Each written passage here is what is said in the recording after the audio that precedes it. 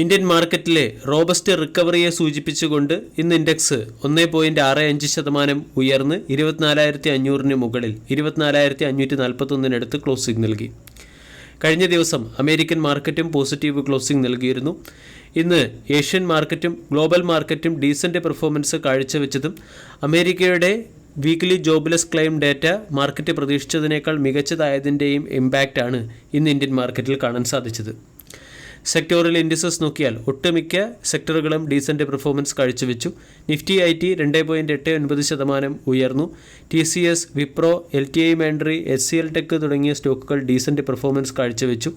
Nifty realty 2.49%, Nifty auto 2%, metal 1.69%, oil and gas sector 1.49% ഉയർന്നു.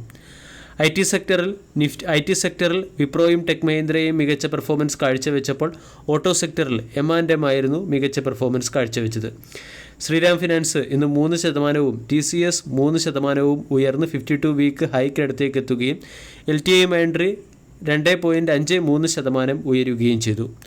Pharma സെക്ടറിലെ സ്റ്റോക്കുകളായിരുന്നു മോശം performance കാഴ്ചവെച്ചത്. ഡിവിസ് ലാബും റെഡ്ഡീസ് ലാബും ഇന്ന് നെഗറ്റീവ് സൈഡിലാണ് ക്ലോസിംഗ് നൽകിയത്. റീസെൻ്റ്ലി മാർക്കറ്റിൽ ലിസ്റ്റഡ് ആവുകയും ഇന്ന് മികച്ച പെർഫോമൻസ് കാഴ്ചവെക്കുകയും ചെയ്ത മറ്റൊരു സ്റ്റോക്കാണ് ഓല ഇലക്ട്രിക് മൊബിലിറ്റി. ഓല ഇന്ന് 20% ഉയർന്ന് 133 രൂപയ്ക്കടുത്ത് ക്ലോസിംഗ് നൽകി.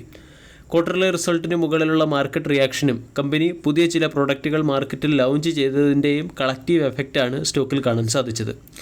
ഓലയുടെ ക്വാർട്ടർലി റിസൾട്ടിൽ കമ്പനിയുടെ റവന്യൂ 32% വർദ്ധിച്ച് 1,243 കോടിയിൽ നിന്നും 1,644 കോടിയിലേക്ക് എത്തി. കൂടാതെ കമ്പനിയുടെ പ്രോഫിറ്റ് 267 കോടി രൂപയുടെ ലോസിൽ നിന്നും 347 കോടി രൂപയുടെ ലോസിലേക്ക് ഉയർന്നെങ്കിലും എബിറ്റ മാർജിൻ -8.29% നിന്നും 1.97% കറക്റ്റായത് ഓല ഇലക്ട്രിക്കിനെ സംബന്ധിക്കുന്ന അല്ലെങ്കിൽ റെഡ്യൂസ് ആയത് ഓല ഇലക്ട്രിക്കിനെ സംബന്ധിക്കുന്ന ഒരു പോസിറ്റീവ് അപ്ഡേറ്റ് ആണ്. ഓല ഇലക്ട്രിക് എന്ന കമ്പനി ഇലക്ട്രിക് മോട്ടോർ സൈക്കിൾ സെഗ്മെൻറ്റിലേക്ക് കൂടി അവരുടെ പ്രവർത്തനം വ്യാപിപ്പിക്കാൻ തീരുമാനിക്കുകയും 3 പുതിയ മോഡലുകൾ മാർക്കറ്റിൽ ലോഞ്ച് ചെയ്യുകയും ചെയ്തു. ഓല എന്ന company open network for digital കൊമേഴ്സുമായി ചേർന്ന് പാർട്ണർഷിപ്പിൽ ഒപ്പുവയ്ക്കുകയും 3 ഇലക്ട്രിക് മോട്ടോർ സൈക്കിൾ പ്രൊഡക്റ്റുകൾ മാർക്കറ്റിൽ ലോഞ്ച് ചെയ്യുകയും ചെയ്തു.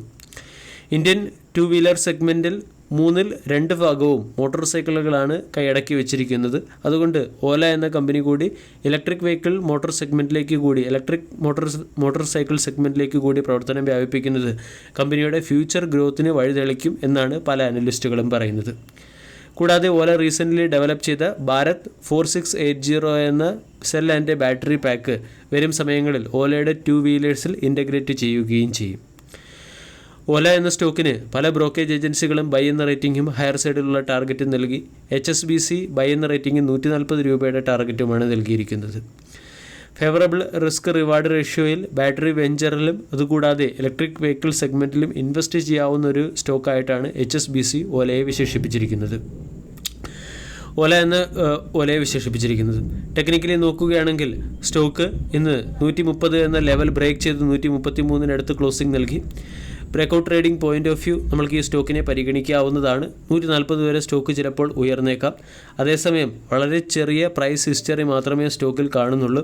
അതുകൊണ്ട് വളരെ വലിയ എമൗണ്ട് ഇൻവെസ്റ്റ് ചെയ്യാതെ സ്റ്റോക്കിനെ വാച്ച് ലിസ്റ്റിൽ ഉൾപ്പെടുത്താവുന്നതാണ്. വീഡിയോ എല്ലാവർക്കും ഇഷ്ടമായി എന്ന് വിശ്വസിക്കുന്നു. താങ്ക്